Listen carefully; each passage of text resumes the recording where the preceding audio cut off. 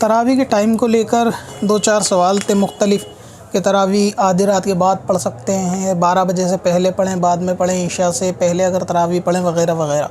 तो तरावी की नमाज़ का जो वक्त है वो ईशा के फ़र्ज़ पढ़ने के बाद से शुरू हो जाता है। अब ईशा के फ़र्ज़ आप चाहे 9 बजे पढ़ें या 12 बजे पढ़ें, उसके बाद ही तरावी पढ़ सकते हैं। ईशा के फ़र्ज़ नमाज से पहले नहीं पढ़ सकते, और ईशा के फ़र्ज़ के बाद वितर से पहले भी पढ़ सकते हैं, सुन्नत से पहले भी पढ़ सकते हैं, वो इख्तियार है। तो इसी तरह जब आप ईशा के फ़र्ज़ नमाज़ पढ़ लें उसके बाद से लेकर सहरी तक जब तक टाइम है तरावी का टाइम है, तरावी पढ़ी जा सकती है।